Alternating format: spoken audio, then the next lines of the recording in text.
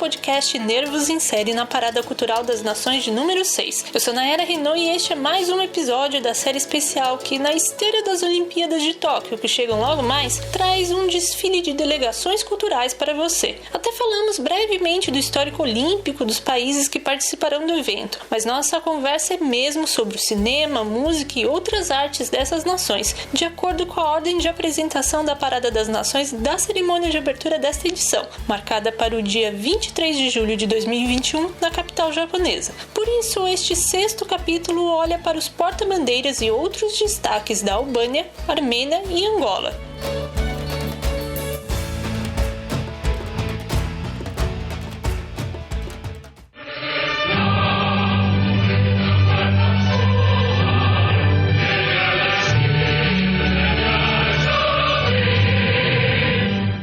A participação da Albânia nas Olimpíadas aconteceu em 1972, mas o país europeu se ausentaria das próximas, aderindo a boicotes geopolíticos em alguns casos ou sem uma clara explicação nos outros, retornando aos Jogos somente em 1992. Mesmo estando presente em todas as edições desde então, a nação dos Balcãs não possui nenhuma medalha, fato raro no continente entre aqueles que não são microestados. Vamos ver se os atletas albaneses, que geralmente competem na natação, no atletismo, no levantamento de peso, no tiro e na luta, conseguem reverter essa situação em 2021. O histórico de seu cinema nacional, ao menos, é mais antigo, com registros da chegada do cinematógrafo em 1897, 2 anos depois de sua invenção pelos irmãos Lumière. Mas o território suscetível a invasões durante as guerras balcânicas e a ocupação italiana durante a Segunda Guerra Mundial, seguida pelas 4 décadas de ditadura de Enver Hoxha, não favorecia o crescimento da indústria no país. Ainda assim, em 1958,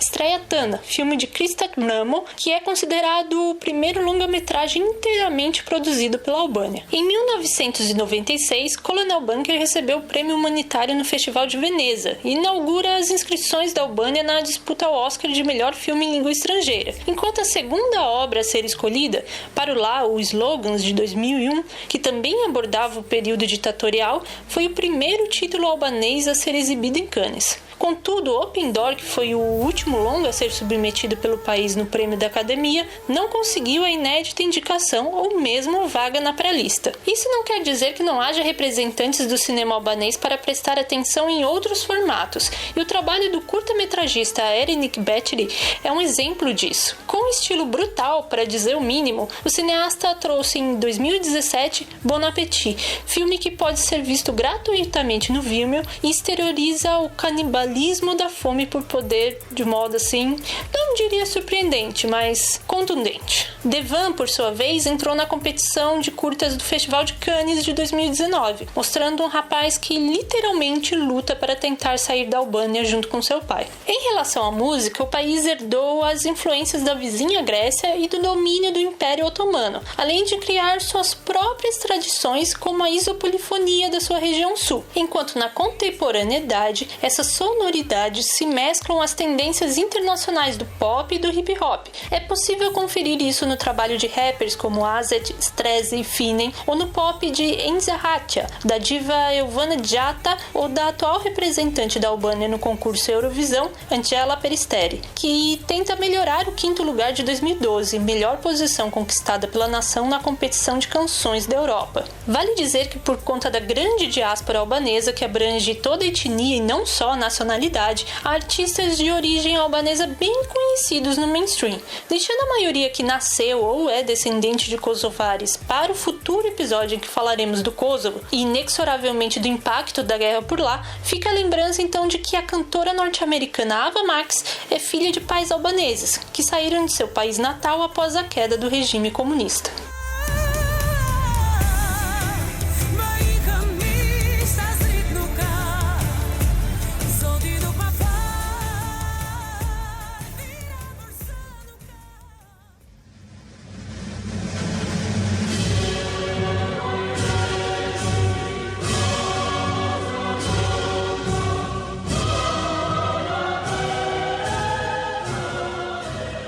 Depois de séculos sob o jugo de impérios alheios e o posterior domínio da União Soviética, a Armênia restabelece sua independência em 1991, o que torna sua delegação jovem em termos de Olimpíadas. Depois de seus atletas competirem de 1952 a 1988 pela URSS e em 1992 pelo time unificado que reunia as ex-repúblicas soviéticas, o país desfila com a sua bandeira pela primeira vez em 1996. Em suas 6 participações nos Jogos Olímpicos de Verão, os armênios acumularam 14 medalhas, sendo 2 de ouro conquistadas na luta, o que lhe dá a 81ª colocação no ranking histórico. Voltando à influência soviética, ela pontua o nascimento e desenvolvimento da sétima arte naquela nação, seja com a instituição do Comitê Estatal Armênio de Cinema em 1923 e as primeiras obras realizadas naquela década, ou cineastas que desafiavam a estética do realismo socialista, como Sergei Parajanov e seu clássico A Cor da Romã de 1968. Contudo, a primeira inscrição de uma produção armênia no Oscar vai ocorrer apenas em 2001,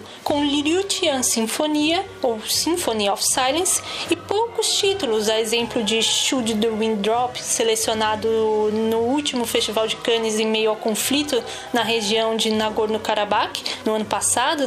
despertam a atenção das plateias internacionais. Por aqui eles chegam espaçadamente através de festivais ou plataformas de streaming segmentadas. São os casos de Limiar, que esteve na última Mostra Internacional de Cinema em São Paulo, com direito a comentário na cobertura do nosso site, e Mayak, ou The Lighthouse, longa de Maria Sakian, de 2006, que foi o primeiro dirigido por uma mulher no país e atualmente se encontra no catálogo do MUBI. Com uma tradição de música secular e sacra, a sonoridade folclórica da Armênia transparece ainda no som criado por artistas atuais, sejam residentes ou descendentes espalhados pelo mundo. Uma das maiores estrelas nacionais é a cantora Sirusho, que, estando nos palcos desde criança, é como se fosse uma Sandy Armênia, sem Júnior. Aí ainda tem o mérito de ter conquistado a melhor colocação do país em um Eurovisão, um 4º lugar em 2008, repetido depois por Aran MP3 em 2014. E apesar dela investir em faixas em inglês recentemente, são aquelas que evocam a sonoridade folclórica que mais fazem sucesso.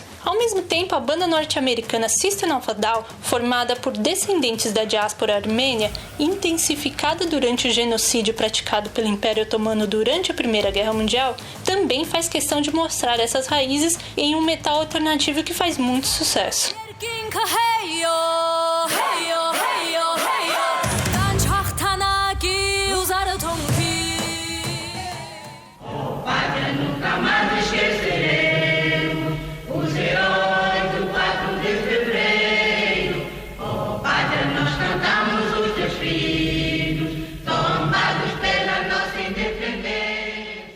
Agora para os nossos irmãos lusófonos, Angola consegue sua independência de Portugal em 1975, porém se vê em meio a uma longa guerra civil que só termina em 2002 e da qual ainda guarda seus traumas. Neste interim, manda sua primeira delegação para as Olimpíadas de Moscou 1980, se junta ao boicote do Bloco de Países Comunistas à edição de Los Angeles 1984, volta em 1988 e participa de todos os Jogos de Verão desde então, mas até hoje não conseguiu levar uma medalha para casa. Contudo, o atleta fundista angolano João Mitiamba possui a marca de ser o primeiro homem no atletismo a competir em 6 Olimpíadas, de 1988 a 2008. Quanto ao cinema, ele desembarca por lá durante o período colonial, com O Caminho de Ferro de Benguela, um curta documental realizado por Arthur Pereira em 1913, que é considerado o primeiro registro cinematográfico em Angola, enquanto longas como O Feitiço do Império, de 1940,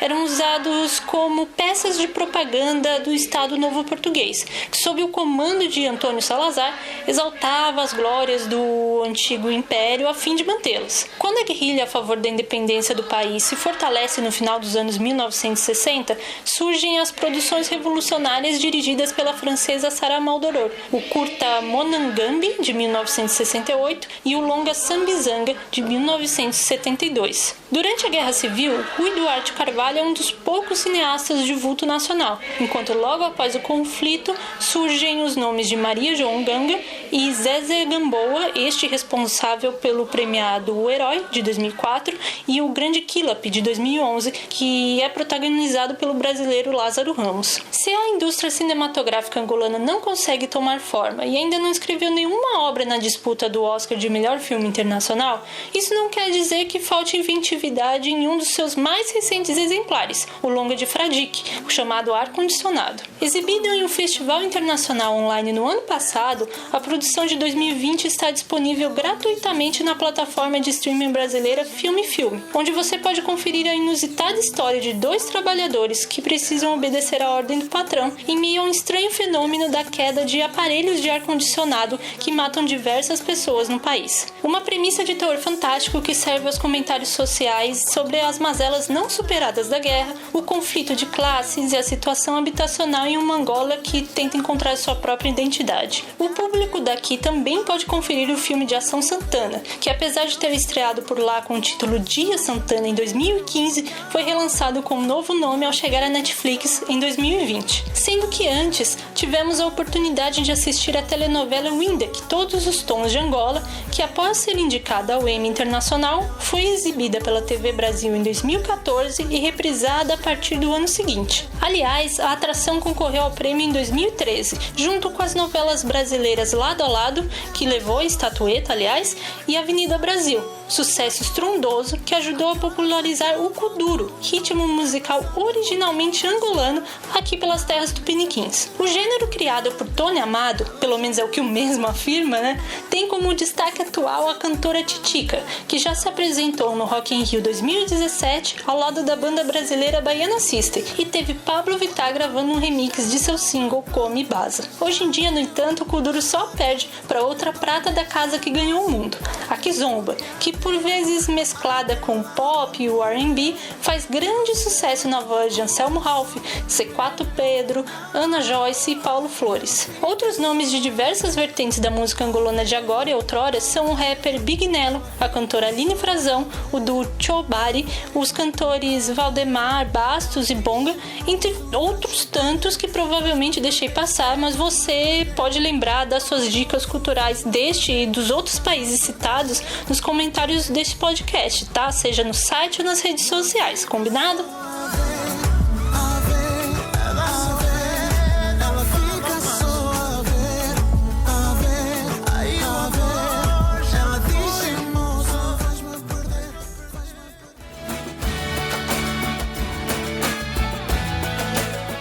Encerrar o 6º Nervos em Série Parada Cultural das Nações, que passeou pela Albânia, Armênia e Angola, apresentando um pouco do cinema, música e da TV destes países. Você sabe que encontra o nosso podcast na Aurelo, Google Podcasts, SoundCloud, iTunes, Deezer e Spotify, além do seu feed ou para download. É só escolher e ouvir pela primeira vez ou de novo os episódios anteriores desta série especial e as entrevistas realizadas com vários cineastas e atores do audiovisual nacional. Do site também tem a transcrição na íntegra deste podcast, junto dos links para outros materiais especiais. As listas dos filmes, programas ou músicos citados ao longo desta Parada Cultural das Nações, que estão disponíveis nos aplicativos Letterboxd, TV Time, Spotify e Deezer, assim como os guias cinéfilos olímpicos, publicados nas últimas edições dos Jogos Olímpicos de Inverno e de Verão. E vendo algo em que podemos melhorar, é só mandar sua sugestão no e-mail nervosite, tudo junto, nervosite@gmail.com,